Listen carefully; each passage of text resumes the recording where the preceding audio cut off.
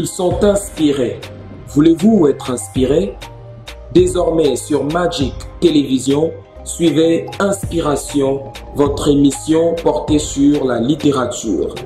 Initiée par Pat le Gourou, présentée par Lemarc Bamenga et Lyricoman Ngobani, Inspiration vous fait découvrir les passionnés de la littérature, esclaves de la muse. Poésie, slam, roman, nouvelles, tout sur la littérature. Inspiration, là où les muses se rencontrent, priment et s'expriment.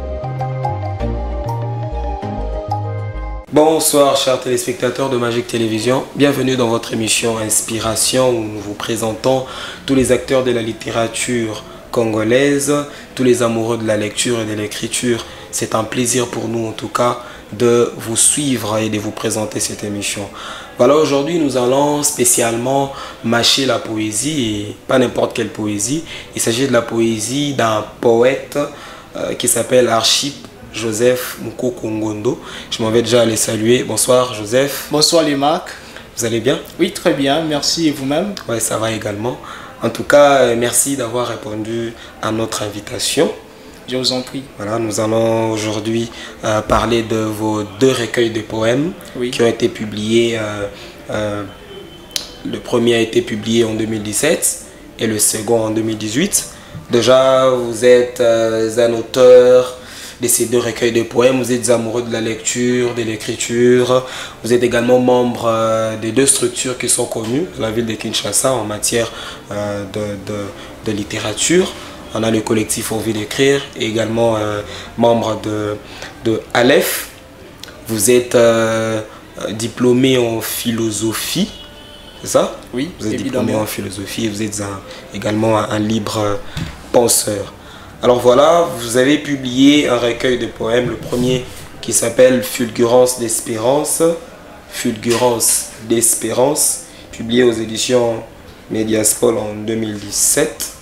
Déjà, est-ce que vous pouvez nous dire un peu de mots votre passion pour la poésie? Évidemment, je dois dire une chose, c'est que le recueil de poèmes Fulgurance d'espérance, je l'ai publié il y a 2 ans passés, voire 3 ans passés, c'était en 2017. Et là, j'aimerais sortir d'une situation bien précise. C'est que ce fut mon tout premier recueil de poèmes qui signe ou qui avait signé mon entrée dans la littérature congolaise. Okay. Et puis, je dois souligner que avant d'écrire le recueil de poèmes Fulgurance d'espérance, je ne m'intéressais pas tellement à la poésie comme genre littéraire. C'est vrai que je m'intéressais à la littérature de manière assez générale et globale, mais quant à la poésie, je n'y accordais que peu d'importance. D'ailleurs, aujourd'hui, quand je me rends compte que je suis auteur de ces recueils de poèmes Fulgurance d'espérance, je me dis, mais comment je suis parvenu à publier cela, bien écrire tout cela? Alors, c'est de cette manière-là que je suis parvenu à entrer de plein pied dans la littérature congolaise. Et depuis ce temps-là jusqu'alors, je m'efforce davantage pour que je parvienne à écrire des poèmes du jour au lendemain. Donc la littérature fait désormais partie de ma vie de tous les jours. Elle fait partie de mon existence, comme je l'embrasse, comme je l'entends et comme je la comprends. Dans la littérature, précisément la poésie, c'est vraiment la veine, c'est vraiment l'âme de l'existence telle que je la vis du jour au lendemain dans cette ville, province de Kinshasa. Alors, vous savez, vous avez beaucoup de chance puisque bon nombre d'auteurs et bon nombre de poètes, quand ils ont commencé dans cet univers de la poésie, ils n'ont pas eu directement l'opportunité de publier leurs textes dans un recueil de poèmes. Et vous avez déjà eu cette grâce-là de publier ce petit recueil de poèmes Fulgurance d'espérance. En parlant de ça, déjà, le livre, il aborde quel thème? Il parle de quoi?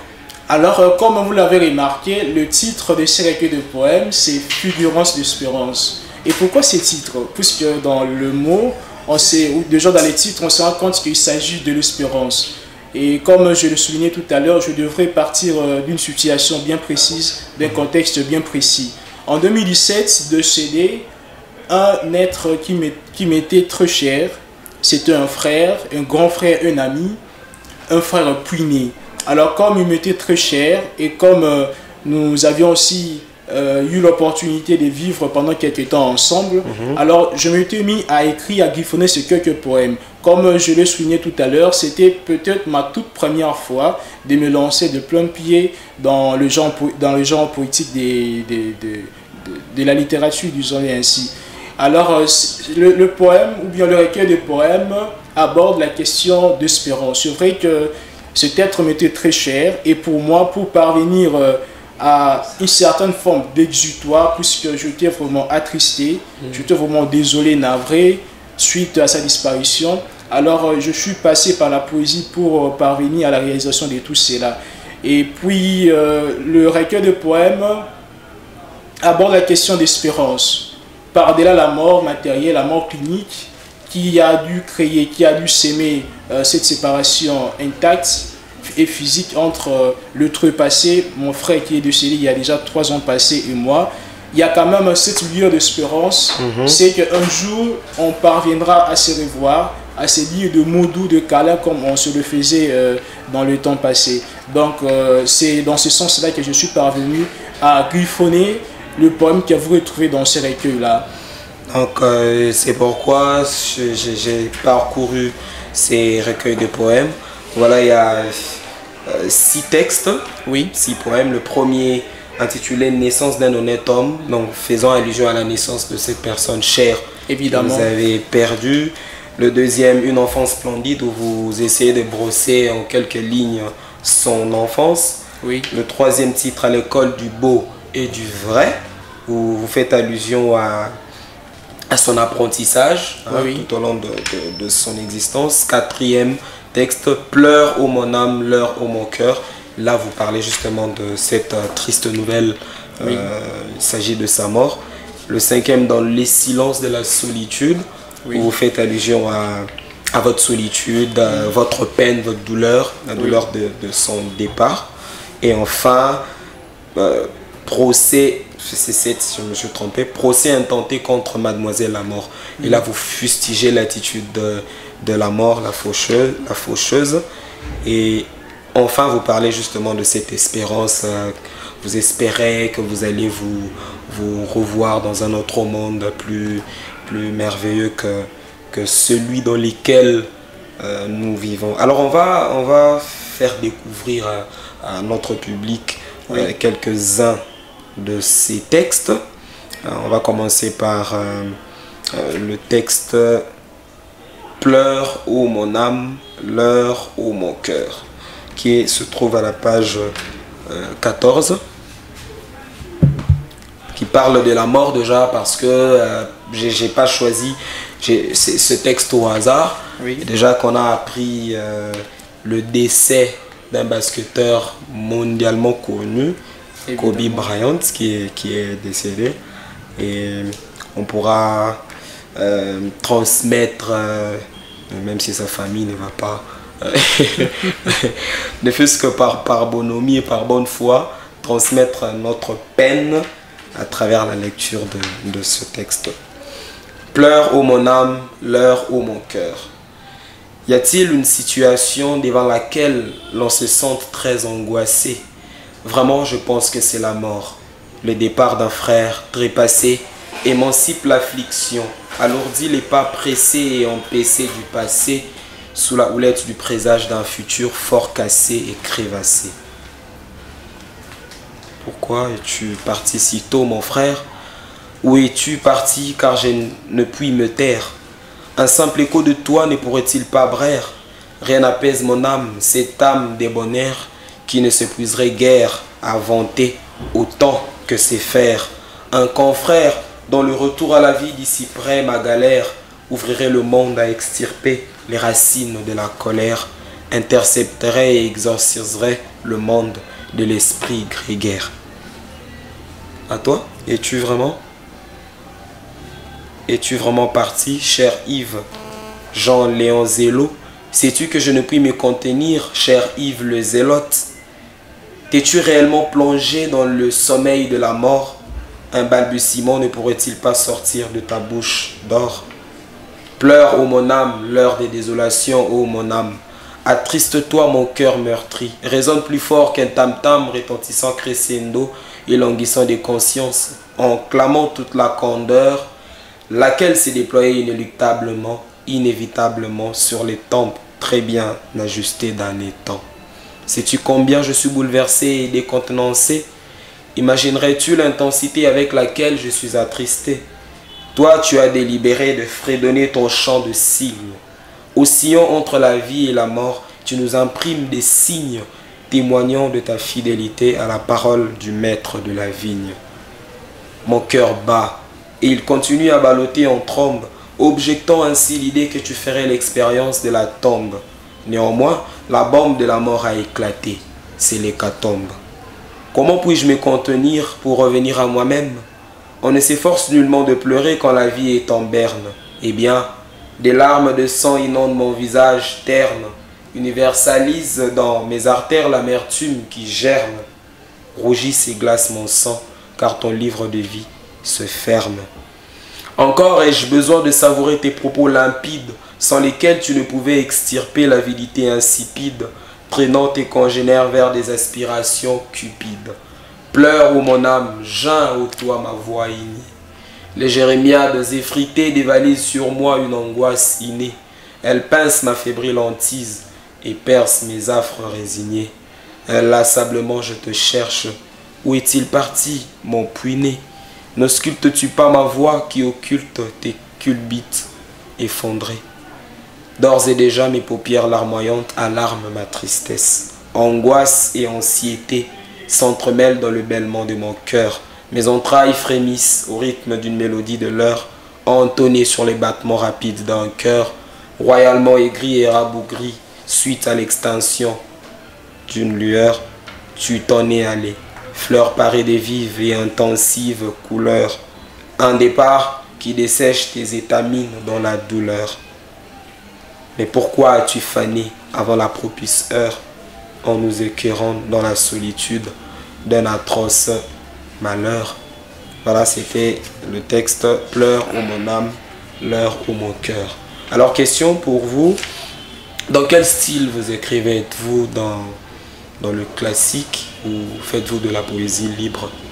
Ok, merci beaucoup. Avant de répondre à votre question, j'aimerais peut-être souligner une chose. Je commence par vous remercier, par réitérer mes remerciements à votre endroit d'avoir lu ce poème. Et pour les téléspectateurs, ceux qui nous suivent au niveau de la maison, ce poème, le poème que nous venons de déclamer, est construit sur le modèle d'acrostiche. Alors, il y a moyen, il y a la possibilité de lire ce poème de manière verticale.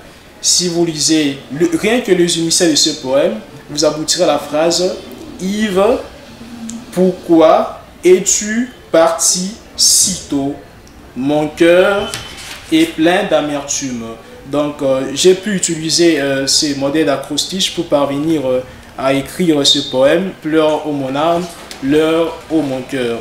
Et concernant la question que vous venez de me poser, c'est de savoir dans quel style de poésie j'aborde moi. Est-ce qu'il s'agit d'une poésie qui se voudrait libre ou carrément classique? Je dirais que moi je suis un partisan de la liberté. C'est-à-dire que je suis libre de ma manière d'écrire. S'il m'arrive d'écrire un poème qui respecte le norme de la versification française, entendez par là tout ce qui a trait à la notion des rimes, à la notion de vers, à la notion des strophes, au rythme et ainsi de suite, notamment à la métrique, alors je peux le faire. D'ailleurs, j'ai eu à écrire beaucoup de poèmes suivant les règles de la versification française. Mais également, il y a la possibilité de produire une poésie qui ne suivrait pas seulement le modèle de la versification française. C'est ce qu'on appelle couramment de la poésie libre. Et puis, je me rends compte que tout dépend de la manière dont on est inspiré et de la manière dont on aimerait peut-être faire de la poésie. Et moi, je ne suis pas prisonnier d'une manière unique de faire les choses. Donc, lorsqu'il m'arrive de produire de la poésie libre, je le fais. Et lorsqu'il m'arrive de produire de la poésie classique, entre guillemets, je fais autant. Alors, donc, c'est un peu ça. Ok, on va prendre un dernier texte. On sait que vous allez commencer. Vous allez faire une strophe et moi on va faire ça comme ça par strophe. Procès intenté contre Mademoiselle la mort.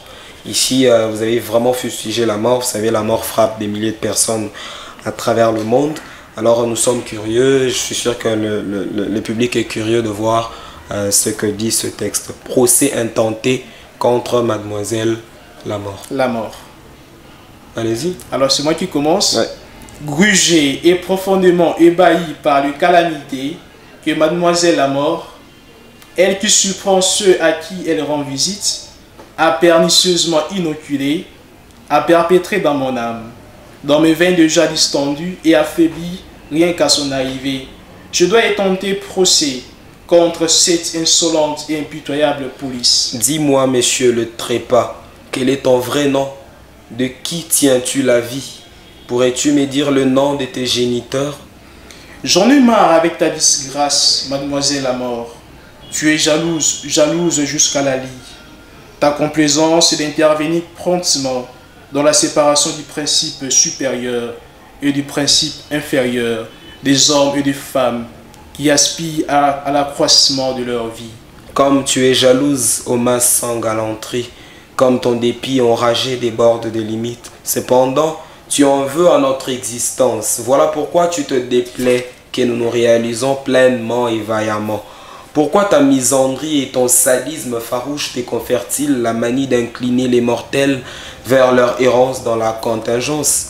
Pourquoi cette discourtoisie avec laquelle tu t'insinues furtivement et fugitivement dans la maison de ton hôte sans son accord te donne un air ridicule? De qui tiens-tu, juge inique et partial, la malveillance de t'infiltrer là où tu ne devais pas? Pourquoi te proposes-tu de te présenter comme l'objet d'angoisse des hommes et des femmes, qui s'évertuent en vain à différer ton surgissement et à s'enfuir loin de toi? Hâte-toi de me répondre, toi qui fanes mes amours. Qu'attends-tu pour que tu réagisses à mes jérémiades, tes galéjades, à ma salade des plaintes, ta façade de monstruosité, à mes engueulades, tes somptueuses régalades?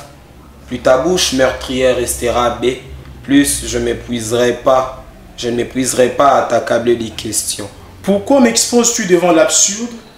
Pourquoi tes visites sont-elles souvent si crasseuses qu'elles sont détestées par le commun des mortels? T'es-tu déjà donné la peine de réfléchir à tes repas et orgies, dont les conséquences fâcheuses, piteuses et miteuses vont à l'encontre des aspirations ontologiques de Bantou? Que perdrais-tu si tu renonçais à abréger les parcours terrestres de ceux qui s'adonneraient soit à transformer le monde par leur savoir-faire, soit à régenter ou réinventer l'univers par leur savoir-être? Te hasarderais-tu à compter le nombre de tes victimes, ceux et celles qui sont passés au fil de ta sadique épée? Infatigable bourreau, pourquoi n'épargnes-tu personne de tes fureurs et de tes rages insatiables?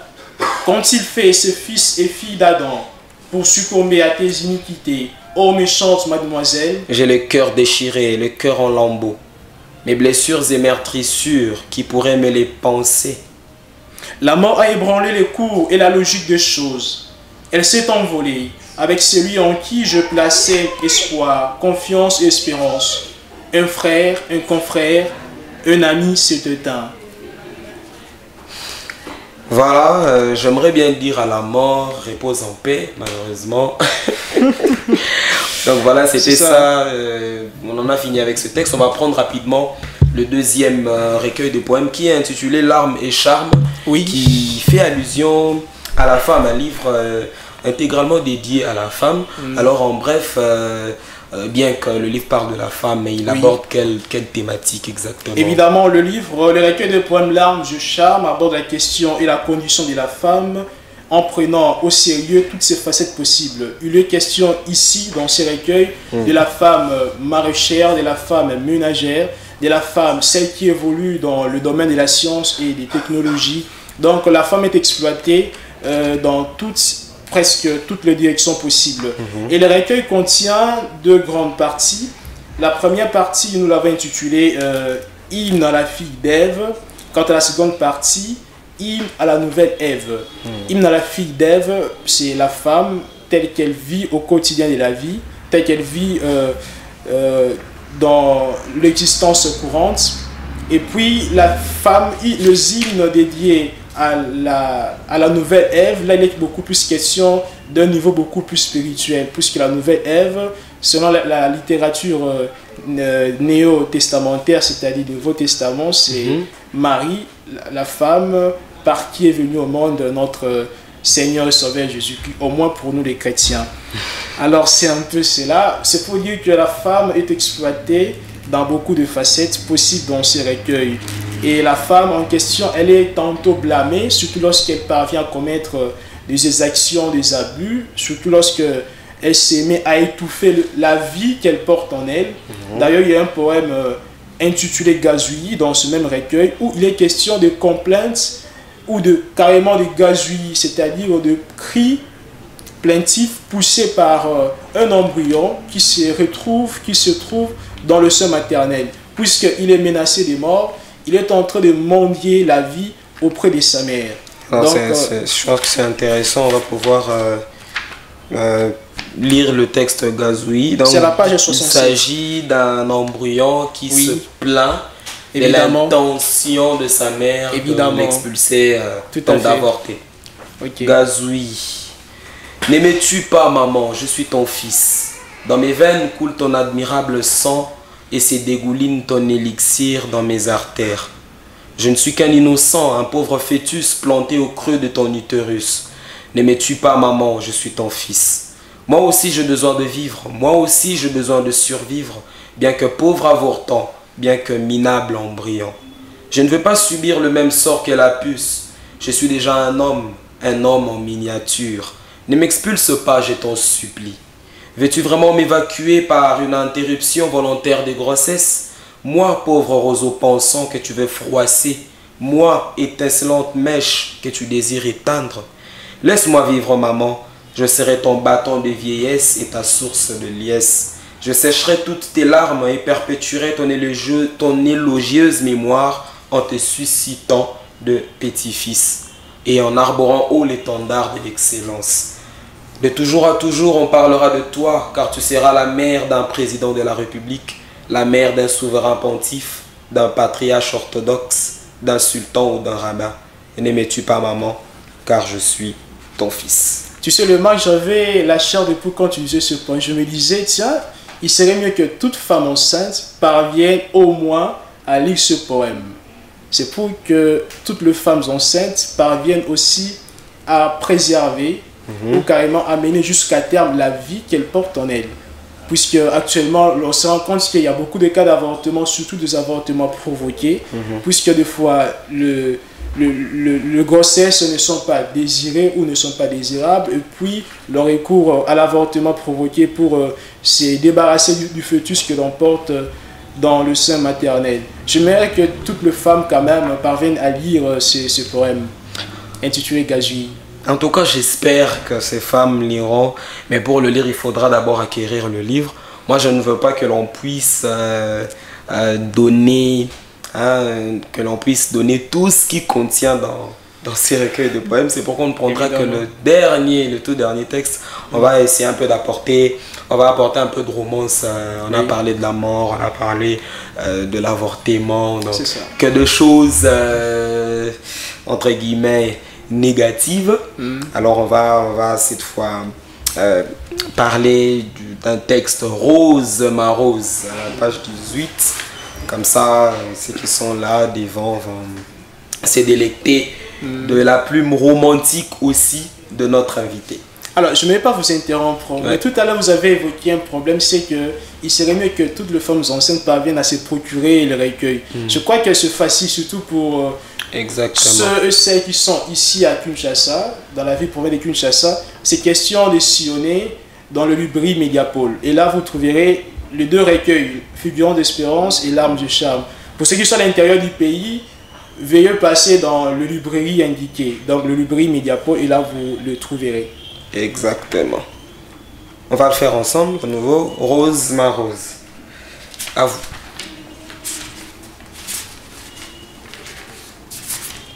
Rose ma rose. Rose, tu es ma rose. Sais-tu que je t'aime à overdose? Chaque matin je t'arrose, quand bien même le temps est morose. Rose ma rose.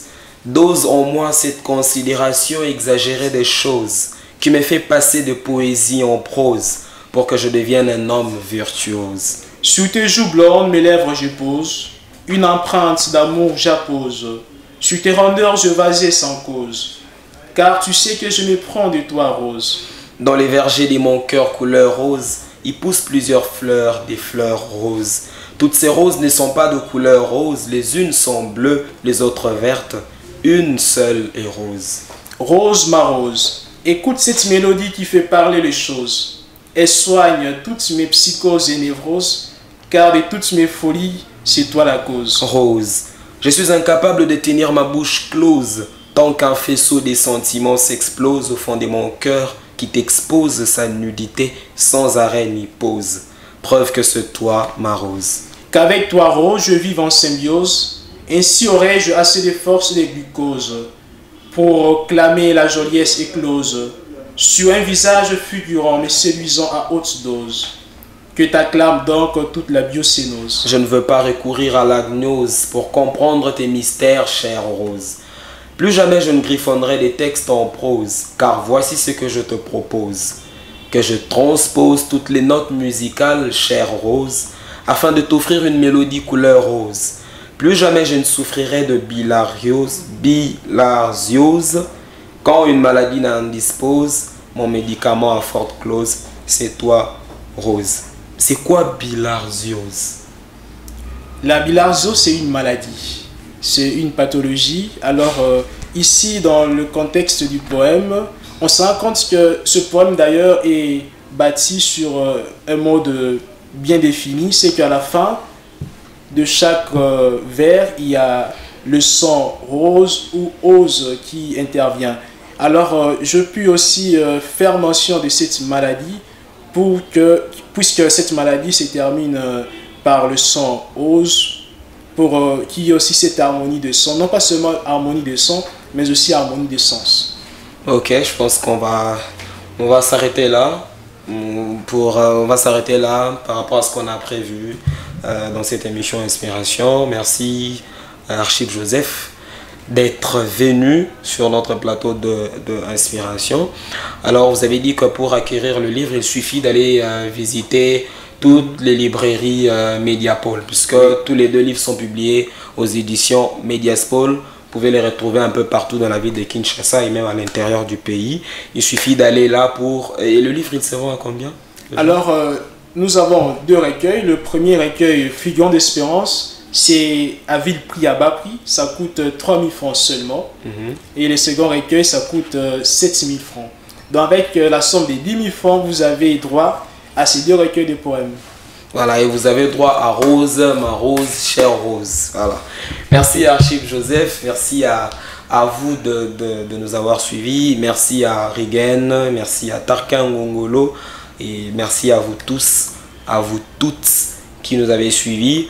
Donc je salue tous nos fidèles téléspectateurs ainsi que l'équipe, toute l'équipe de Magic Télévision. Suivez la rediffusion de cette émission vendredi à 11 h pile et on se retrouve bientôt pour un autre invité Inspiration. Merci et bonsoir. Ils sont inspirés. Voulez-vous être inspiré? Désormais sur Magic Télévision, suivez Inspiration, votre émission portée sur la littérature. Initiée par Pat le Gourou, présentée par Lemarc Bamenga et Lyricoman Ngobani, Inspiration vous fait découvrir les passionnés de la littérature, esclaves de la muse. Poésie, slam, roman, nouvelles, tout sur la littérature.